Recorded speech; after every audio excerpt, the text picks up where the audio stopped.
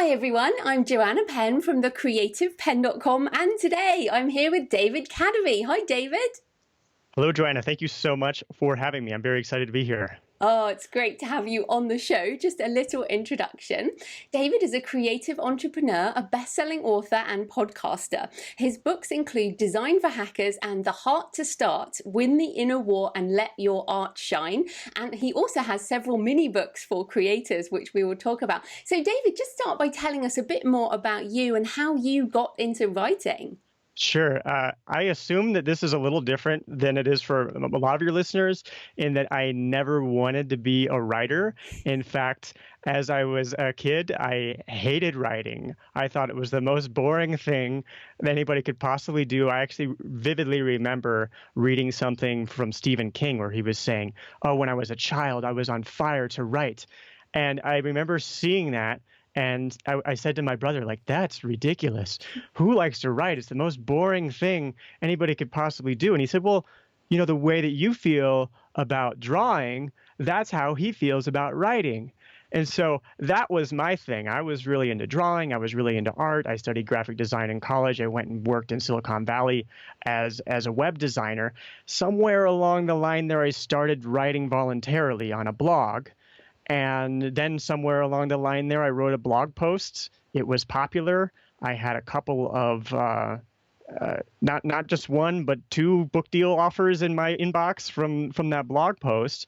And so for some reason, I decided, okay, yeah, I'll do this. I'll write a book. And I think some people in my life were maybe a little worried that I would get like a writer's block or something like that. And I thought, well, I've done creative work before. I've certainly been blocked doing that. If I get writer's block, that's no problem. I can get through that. So I went ahead and wrote that first book. Design for Hackers is the first one, and it did well, but it was a process that I didn't want to repeat because I made myself very miserable writing that book because I did get blocked. But because I didn't have any idea how to handle it, the only way I knew how to handle it was to simply lock myself in my apartment for 6 months and cut out my entire social life and just spend 12 hours a day banging my head against the wall to get 15 minutes of flow and then get up and do it the next day. And it was, I cut out my social life. It was the worst winter in like Chicago history. And it was a really miserable experience. So as I came out of that experience of writing that book, oddly, though, I still felt like I definitely am going to want to do this again. I'm one of these people who I think, like a lot of your listeners, really feels the need to create. Like I don't feel right if I'm not putting something out there. And it turned out that writing was this new medium that, for me, I knew I was going to want to do it again, but I couldn't do it that way. So that's where I started to get more interested in sort of the emotional aspects of making your creative work happen and sort of the creative productivity aspects of it. So that's how I ended up kind of doing the things that I'm doing these days. Yeah, and it's interesting, isn't it? Because you said you started with blogging. I think blogging is almost, it's like a deceptive way in, especially for people who might be more confident with websites and graphic stuff, because it's almost like you're not writing, because and especially there's no rules like there is in creating a big book, like an important book. And you've recently put a blog post up about 24 things you learned about publishing in publishing 3 books in 6 months, and you talk a lot about this, like you don't have to write this big important book. So can you just talk a bit about how your publishing life has changed as well from that, and why things are so different now? Like, why are things not miserable? Right. So the amount of time between my first book and my second book was 6 years. The amount of time between my second book and my fourth book, and I'm using the word book a little loosely because we can get into how short some of those books are, that was 6 months. And so I really had a huge shift in my approach to the idea of publishing and what is a book and stuff. And I think one of my big catalysts for that was I had a conversation with Seth Godin on my podcast a little more than a year ago, and he really drove home the point that if you're going to be publishing a book, you're going to be head of marketing for your book. So you need to learn how to do that. And to do that, you just keep on cranking out books, and you always have something new that you can learn. And so that was really a revelation for me, especially because I got so lucky with my first book. It was just, I wrote a blog post and a book deal falls in my lap. And then on top of it, people actually wanted to read that book. So there was a little bit of not only assuming that I could kind of go ahead and do the same thing and expect the same results, when in fact I was quite fortunate the first time around. But then there was also, how do I follow up this success of, like my first book was top 20 on all of Amazon on launch day, did very well for a book in its category, did pretty well for any book, as a standard for any book. But then I just got so scared about putting that second book out there. So I think that conversation with Seth really helped me change my mindset as far as getting books out there and trying to enjoy the process as well. It's like seeing it as a journey, that each book that you put out, you have something new that you learn, and the things that you learn doing this book make that next book so much better. So that's the way I'm thinking about it more now. Yeah, so relaxing into it a bit and just, I guess not taking it seriously, but not taking it so seriously that it becomes this massive, insurmountable thing. So the Heart to Start talks a lot about facing up to this mental programming and fears. You talk a lot about fears and anxieties, and I know that resonates with a lot of my audience, because mindset is something that we all struggle with. So what were the other sort of programming issues that you tackled in terms of mind programming, and how did you change some of that? Sure. And first of all, I'm surprised kind of to hear that your listeners can relate to that, because it seems like your listeners are such accomplished authors and they have so many books coming out that they're kind of like past this thing. But I mean, for me, it's a continual struggle. It's especially something that I struggled with very early on. And as far as like mental programming or deprogramming that mental programming, I think for me, the biggest thing was just recognizing that you can make whatever you want, that you can make whatever you want. Because when I was a kid, I wasn't surrounded by people who were authors or who were entrepreneurs. If I read a book or played a video game or watched a movie, it never dawned on me like, oh, real people, just like my neighbor or my parents, made these things. I could make something like that. So simply just understanding that it was a possibility to make things, I think, was the biggest thing for me. Now, how has that happened? It's happened very slowly and accidentally, just kind of doing one little thing after another before I start to realize, like whatever fantasies I might have in my head about something that I could do, I could actually go ahead and do that. Now, it's still scary. So how can I kind of find the little handholds to get the leverage to pull myself out of whatever it is that is holding me back from doing those things? And that's a lot of what I explored in The Heart to Start, which is a book really all about how there is this advice of just get started, which I think is really fantastic advice, except for it's very difficult to follow. Whenever somebody told me that, I was always left wondering, well, all right, well, what do I start with? How do I start?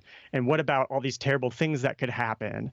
And so that book was my exploration of how to actually start in a way that is effective, not only for other people, and not only for my 25-year-old self, but also for my present self, because I often find myself getting caught up in the same mental or emotional traps all the time. And I remember remember I wrote this thing about how to handle this.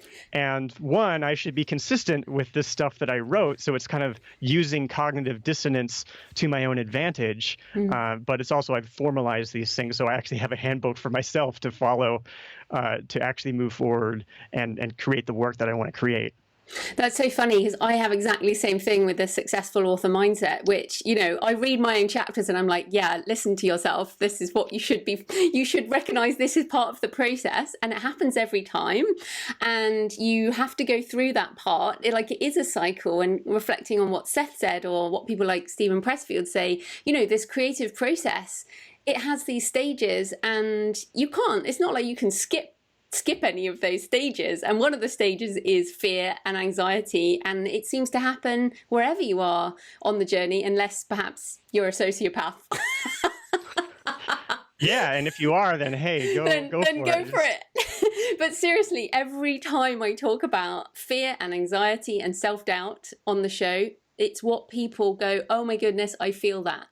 And that point where you look at your book and go, oh, this is terrible. But do you think that part of this, it's interesting, this iterative process, like because you spent time in Silicon Valley doing web design, no web designer or Silicon Valley programmer will sit down and create a perfect thing straight off.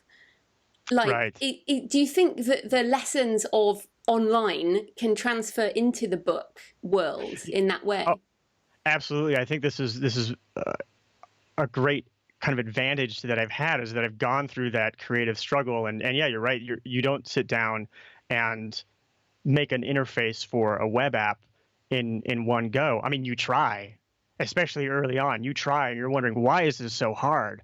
But then eventually you realize there's these different starting to emerge in things like UX design. There's different sort of methodologies or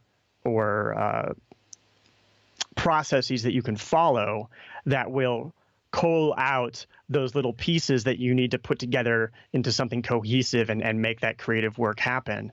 And so I think that is definitely an advantage, because in design, it's a little more tangible. You have a sketch on a paper, and eventually you're going to turn it into maybe a mock-up, and then eventually it's going to be code, and it's not even going to be static code. It's going to be dynamic code. It's going to be like the application is going to be drawing all this stuff. But when you're writing and you write a couple words and you're like, oh, this is awful. And it's on the screen. It's in like nice, clean typography as if it's in a book or something. And you're thinking, well, why is it so bad? How is it ever going to look like this thing in the book? And they look so similar. I feel like it's more difficult to internally understand that there really is a process that needs to happen underneath all of this that is invisible, that you need to actually look inside and explore what's going on with you emotionally and what sort of questions you have in your brain, and collect those things and let them incubate and then put them together into something that is cohesive and makes sense and is a book. That the people open the pages and are like, oh, this is a book and I'm reading it and it's comfortable and I enjoy it. So to get to that process is definitely not straightforward. It's interesting. I think you've hit the nail on the head there about the fact is with writing, what you put on the screen is what does look like the book. Whereas when you're programming, and I have some programming experience, it doesn't look like it. And or on a blog, you go to the HTML and it's not the same. So that's a really good point. And I think when editing, I print out when I edit in by hand.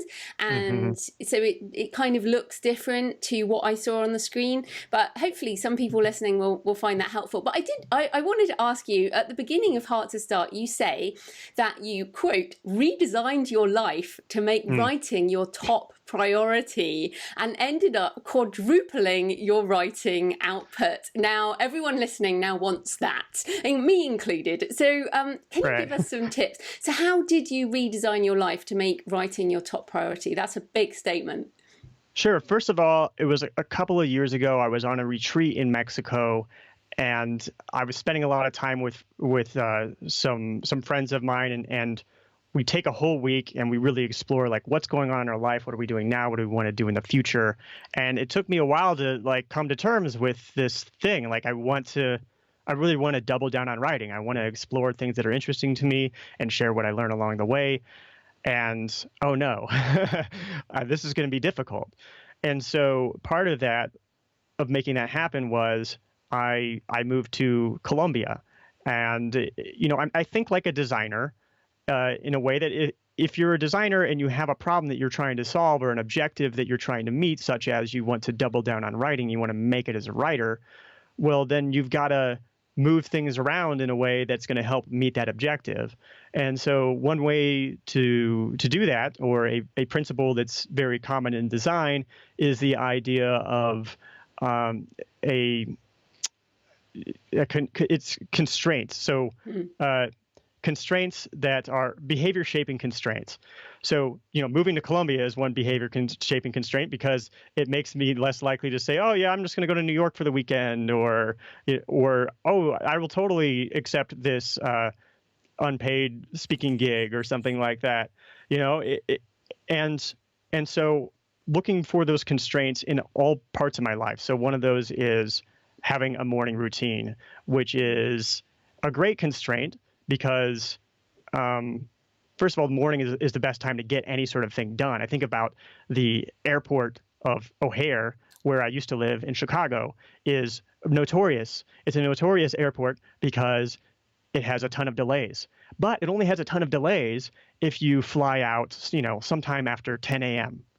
So if it's 6 a.m. or 8 a.m., all of the chaos that causes delays, all that stuff hasn't had a chance to get in the way. The same thing is true of your life, depending on your lifestyle. If you have children, it might be a little bit different. But, you get up in the morning, things haven't gotten a chance to get in the way. So let's do the most important thing. So really making a habit out of writing, which was something I was totally against before. I used to be one of these people who was just like, oh, whenever I'm inspired, I'll do it. I don't want to force writing. It's not going to be as good if I do that. So I really questioned that belief and started making a habit, and most importantly, a small habit, because I think when I had tried before, I would make a habit of, say, I'm going to write 1,000 words a day. What happens when you say that you're going to write 1,000 words a day when you're not a super experienced writer? What happens is you write 1,000 words, and then the next day you write 1,000 words, and then the next day you oversleep your alarm, or your oatmeal gets mushy or something. You make some excuse about why you can't do your habit on this day. And so I just tried to be easy on myself. Like, let's just string it together.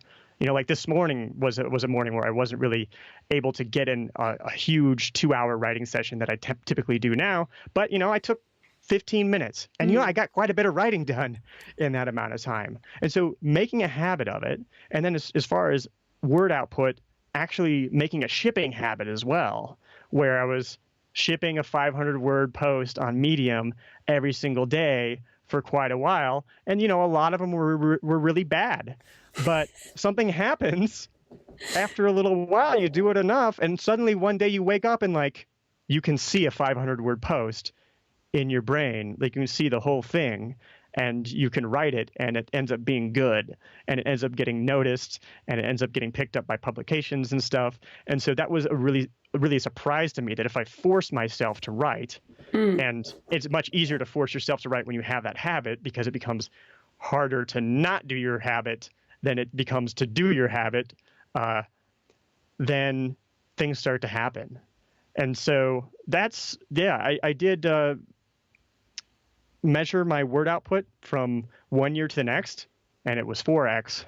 And things were happening with my writing too. So that's when things were getting picked up, and I was starting to get my second book out and stuff. And so those things really help, is finding those constraints that'll make it easy for you to do the thing that you want to do, and hard for you to do the things that are going to prevent you from doing that thing. Yeah, that's fantastic. And you do have a tips list on your website. So we'll do a call to action at the end for that, which is fantastic. Sure. But I want to come back to the Colombia thing, because there's people going, what? He moved to Colombia? Like, what the hell? No country. not a city, not the university in New York. The country, Colombia. Yeah. So tell us why Colombia, and any sort of lessons learned about moving to quite a different culture. Well, I told you a little earlier about, how when I wrote my first book, it was the worst winter in Chicago history. So after that happened, I decided I wanted to treat myself. And so the next winter I said, all right, I'm going to go somewhere warm. And so I went to Buenos Aires for a couple of weeks. And then I was like, that worked out well. So the next year, the next natural destination was Colombia, just because I don't know, I had heard about it, this place called Medellin and how it's the city of the eternal spring and everything. And so I went, and that was 5 years ago, and I came back like every 6 months. And 2 years ago, I moved here full time. So it turned out to be a really great place to do creative work and be a writer. I noticed, and this is something your listeners can try, is if they have done an extended trip somewhere, or they've done work somewhere else, or in some sort of environment, is like, look at the work that you did while you were there. And that was something that I noticed as I looked at work. I was rereading an article of mine that I had written while I was spending a couple months in Colombia. And I was like, this is some of my best work. Why is that? Oh, because I'm just happier in this place. And so I never did go spend another winter in Chicago. And last winter I spent there was 2010. And so now I've been in Colombia for 2 years. Medellin is great for me. It's the city of the eternal spring. It's roughly room temperature all year round. The sun rises and sets at the same time. So these are things that make it so you can really get into a routine. You're not like going through these seasonal disruptions, which can be great for your creativity sometimes, but they are disruptive to having any sort of consistent output. And so I'm able to really get into a rhythm, have my morning routine. I can go outside. I don't have to worry about what I'm going to wear. And I can have a very healthy sleep schedule because the sun rises and sets at the same time. You don't have these things where it's dark at 3 p.m. or it's light at 10 p.m. Like it sure happens in Bath. And so there's those things. And then there's also the disconnection from your work. In the research or reading that I've done about creativity and what makes great creative work happen, you find time and time again that disconnecting from a problem allows it to incubate and then results in a better solution later on, or a quicker, easier solution later on. Now, that's difficult to do in a driven place like Chicago, where everybody's very career oriented and everybody's go, go, go all the time. It kind of makes it kind of hard to relax. So a place like Colombia is great because the culture really values the present moment. They value spending time with friends and family. And so it's just way more laid back. So when I get out of my routine of writing and I go outside, I'm in this more laid back environment. Plus, after being in this mental world of English all day long, I go out into the world and suddenly I have to switch to a different language. So while that's a little it's very challenging. It helps me disconnect from that work. Like my girlfriend and I only speak Spanish to each other. She doesn't speak English. So I'm like operating in a completely different language and headspace when I'm not working. And I feel like that disconnection helps me with my writing. It's one of these things that I've seen Hemingway write about, is like, you do your writing session, and then until your next writing session, you wait and you don't think about writing. How do you not think about writing? Well, you just don't do it. That's so interesting. Talking of Hemingway, we've just come back from Spain, and we were talking like saying, "Oh goodness, maybe we should move to Spain." We really like that kind of that kind of spot. We'll have to come visit you in Medellin. Please do. But it's interesting because that is one of the cities that people talk about now that has become quite a digital nomad-y type space. Yeah. But obviously, we're not on a digital nomad podcast. So, are there any, before we finish with that, are there any resources that you can point people to if they're interested in Medellin or Colombia or digital nomadism type thing? I would say I can only think of the things that I've written suddenly. That's fine. I've written a post about mini lives, which was sort of my philosophy of living in a place for a couple months at a time and getting a feel for what it was like to live there, which was what led to me moving here full time. That's on Observer. There's a sort of a how-to post about how to manage the logistics of something like that on my blog, Kadavy.net. If you search for mini lives, Kadavy and Observer, or find the Kadavy.net link for those two respective ones, you'll find things there. I also recommends, if you are fantasizing about going and living someplace, go on Facebook, find the expat board. There's an expat group for whatever town it is that you are thinking about living in, and join that group and look around. Now, I will say that you're always going to find a little bit more negativity than is actually exists, because somehow these expat groups on Facebook attract that attention. But so just that caveat, but you'll find all sorts of really valuable information. You're wondering about, oh, I've got kids that they need to go to school, or what sort of schooling options are there? Like, somebody has already had that discussion if you use the little search tool in the Facebook group. And so just doing that can really get you going. I would also recommend one thing that helps is to just get on Google Earth and go visit the place, and walk around on the streets. It kind of gets you into that state that can propel you forward to actually making it happen. Fantastic. And it's funny, I mean, I've moved countries a lot, but to very similar cultures, and I don't speak Spanish yet, but I say yet, which is hilarious. Still to come. But I am married, and I do think pillow talk can really help with your language learning. So I'll just have to get my husband into Spanish first. But okay, let's talk about your publishing choices, because you Design for Hackers, published by Wiley, very respected publisher, did very well for you.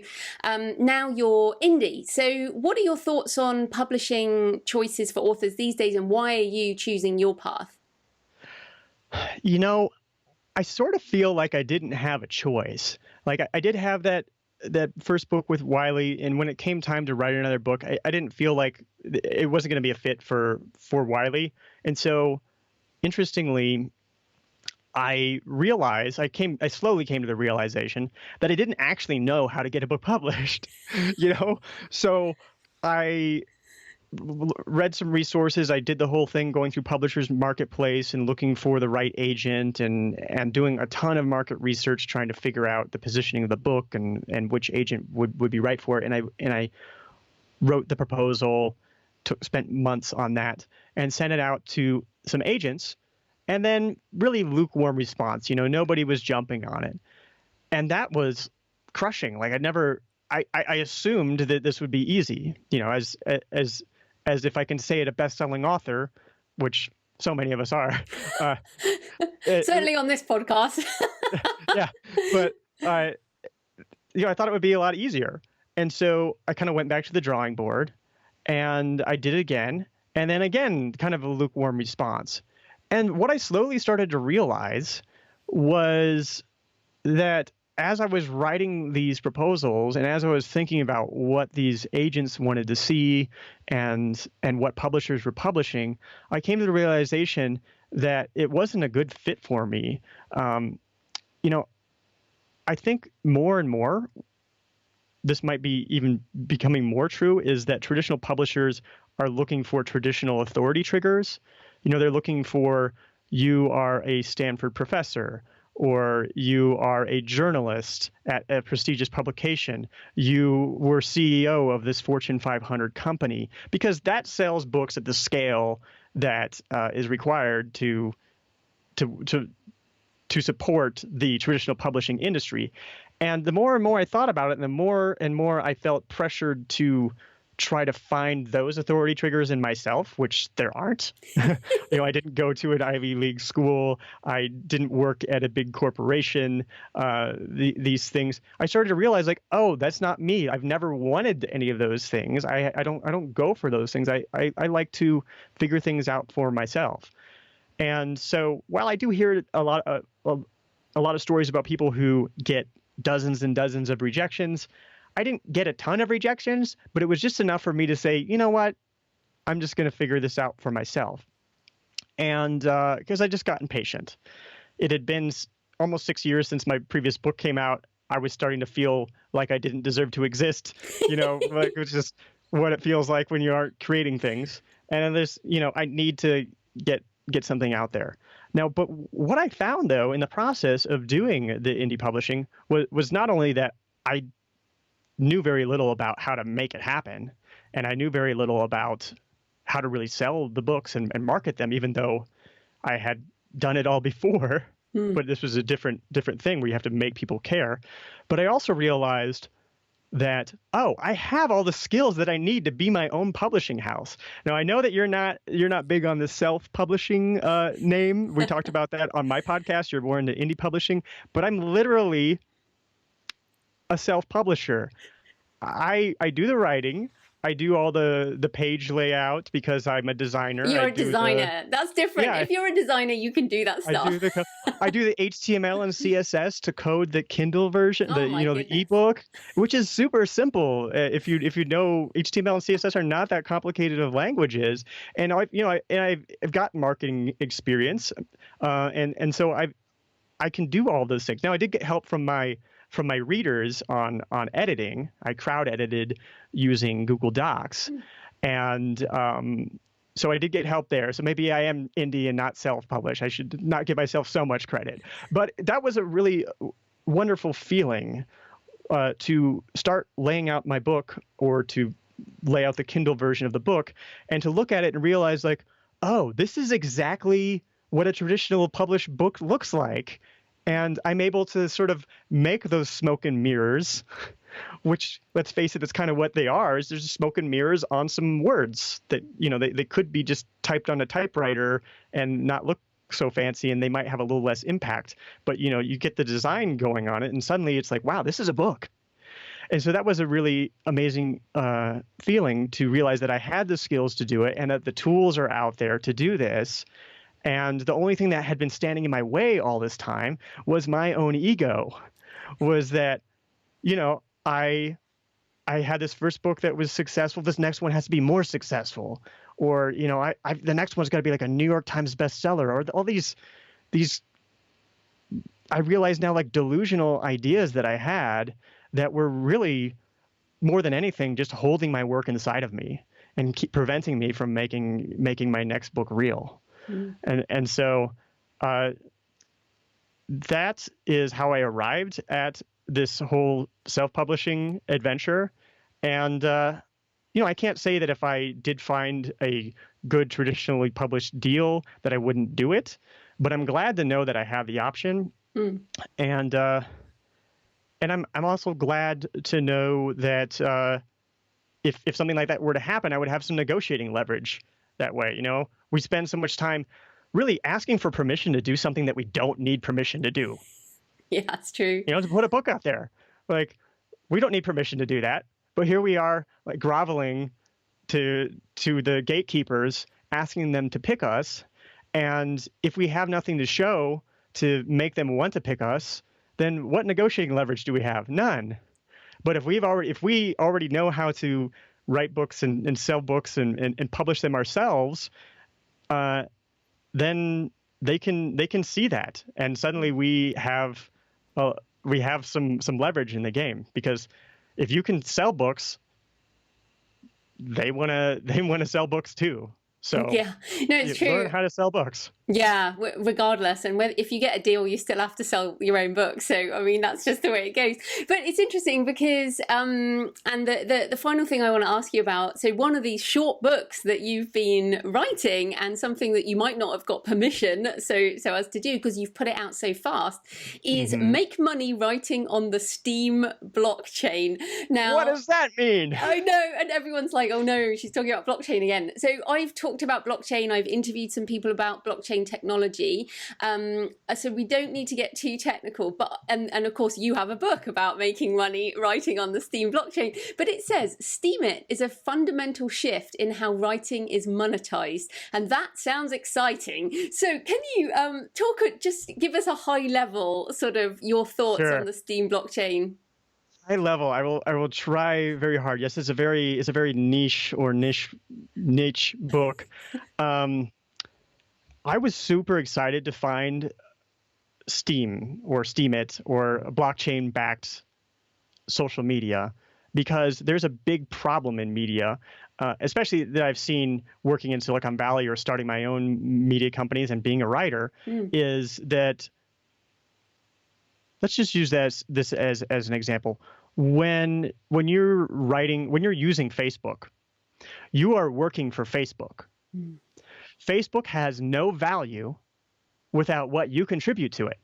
So whether that is an article that you write, or you like something, which is a signal that this is good content, or you comment on something, you add to the discussion, or you talk about in the group about, how you get a visa in the expat group. And Facebook is worthless without that, but it's so collective. There's so many people contributing to it. And so how could they possibly reward people for their contributions? They are what you've probably heard is the centralized model. They have a database, they control the database, and our enjoyment of Facebook alone, or whatever we can squeeze out of the eyeballs that we can get off of Facebook, is our compensation for what we contribute to Facebook. It would be infeasible, impossible for Facebook using traditional banking systems to pay people for their contributions all around the world. I mean, it would just be a complete mess. So the way a blockchain works, and I'll try to just not get too far into the details with it, is that you can reward people for their contributions. So the same way people have heard that computers push power to this network and that mines Bitcoin, actions that you take on Steemit, much like actions you would take on Facebook, commenting, sharing something, liking something, upvoting it, all of that is mining a cryptocurrency. Now, why does that cryptocurrency have any value? Because you can use it to promote things. If you have a lot of cryptocurrency, you earn more cryptocurrency. It gives you more influence in the network. And then there's also, aside from that, and this is something that a lot of the cryptocurrencies out there only have this component, which is the speculative investors on the outside. So there's all this virtuous cycle stuff going on that make these tokens worth something, and these tokens are distributed as people take actions on this network. So I have earned $4,000 so far. I've cashed it out into US dollars of this cryptocurrency. My account is worth, I don't know, another 4 or 5. It goes up and down depending upon the cryptocurrency. And that might not sound like a lot of money. That might sound like a lot of money. But the cool thing is nobody paid me a dime to read my writing. It was all the fruits of the collective project that is Steemit being distributed to all the people who are contributing to it. So I think of it this way, that Facebook is digital sharecropping. Steemit is the community garden where you get to eat the vegetables, but you also get to take them to the farmer's market and sell them off and make a little bit of money on the side. Yeah, so and it's and when you were talking, I think it clicked a bit more. So I don't know whether this is why they call it Steemit, but it seems like all the people doing stuff are like lots of little people running, and it's kind of moving the train, right? It generates steam that moves the train. Is that kind of an analogy? Yeah, I think that it is that, because it's at least recognizing that these sites, whether it's Facebook or Twitter or YouTube, they're community projects. It is the greatest community project in the history of humanity. And who's reaping all the benefits? I mean, when I say all the benefits, I'm exaggerating, but it is these centralized companies who, deserve who deserve compensation for the amazing things that they've created. Do they deserve so much compensation? And a lot of it is the problem with the model. And so something like Steemit is decentralized, meaning that there's not some one entity that's controlling everything, and it allows the value to flow a lot more freely. And so that's one reason that I was so excited about it, that even though hardly anybody wants to read a book about Steemit, I had to put this thing out there because I'm that excited about it. I am too, and it does seem like, and I agree with you, Google and Facebook and Amazon, they deserve the success they have had, but it's like everyone is reaching a point of this, it turns into a monopoly in a way. I mean, it's not a monopoly, but there's all those words, but it is very locked up in these big companies, and Steemit and other blockchain stuff, it seems slow in coming. Like it is very much, I mean, in your circles, in the Silicon Valley circles, some of your friends are much more into this, but most of many authors are only just discovering WordPress. I mean, that we are it's a slow niche in terms of technology. But so what do you see, like 10 years ago there was no Kindle, there was no iPhone, what we're Hmm. just over the 10-year mark. Do you see in 10 years we will be publishing distributed on the blockchain, we will be monetizing through Steam, and things will have changed? Or will Amazon and Google and that lot have their own blockchains and keep it sewn up? First, I'll acknowledge that this stuff is very complicated and can be you can listen to it and say like this will never catch on because it's so hard to understand. But for anybody who says that, I say go on YouTube and search for the Good Morning America hosts trying to understand the internet in like 1993. You got Bryant Gumbel and Katie Couric. Like what's the internet? So does it work? And humans as a group can learn things. Now, to your question about will we be publishing on the blockchain, or are these, I think it's oligopolies, right? Like Yeah, kind of whatever just they control are. everything. I personally would be very surprised if that didn't happen, if we didn't start publishing on the blockchain. Now, I obviously have no way of knowing, but I feel like I've seen some technological shifts in my life, and I feel very confident that not necessarily Steam or Steam It, it's the idea behind Steam or Steam It or something like it will, I think, monetize a lot of things. I mean, we're seeing things with blockchain where, you can buy a share of your musician's songs, and you're going to get paid a share of the royalties that when they're using the blockchain for that. I mean, I feel like that's kind of a short-sighted idea. Or there's a browser like Brave where you can buy basic attention tokens, and they're blocking ads all the time, but they're distributing these tokens to all the site operators of the sites that you visit.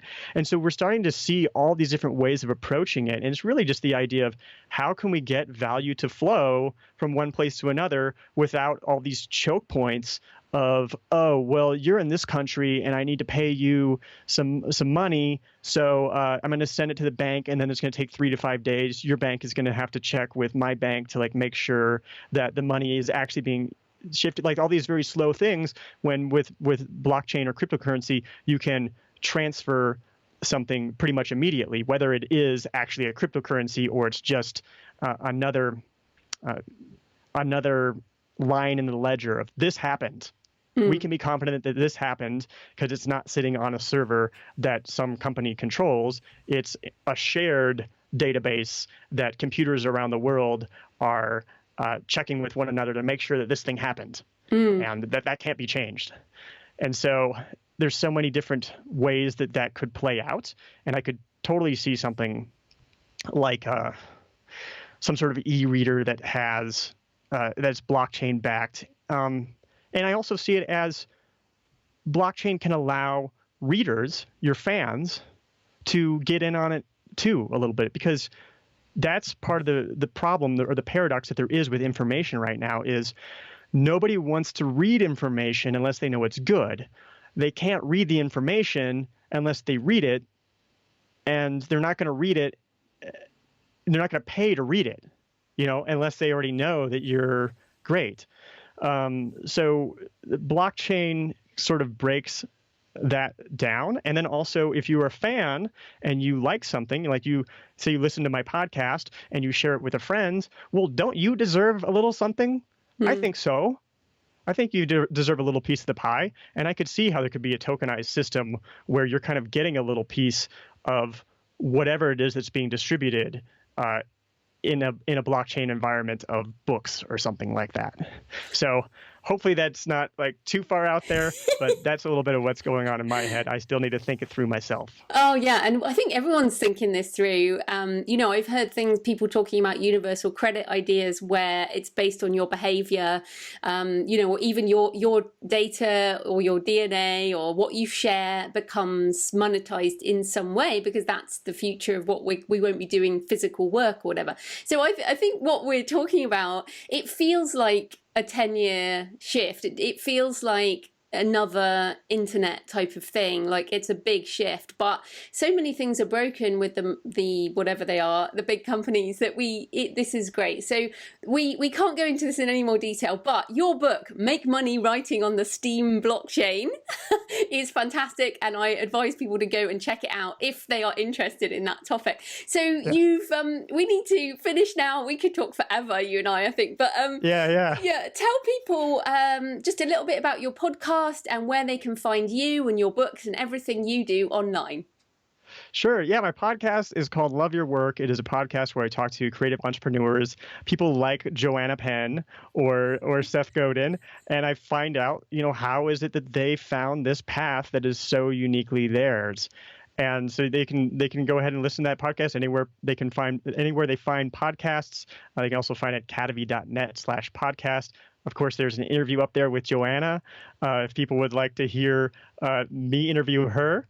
And other than that, you can find me on Twitter, Instagram at Kadavy, Kadavy Author on Facebook. And then, of course, I've got all my books on Amazon. And The Heart to Start is wide, so it's pretty much you can get it anywhere. Fantastic. Well, thanks so much for your time, David. That was great. Thank you so much.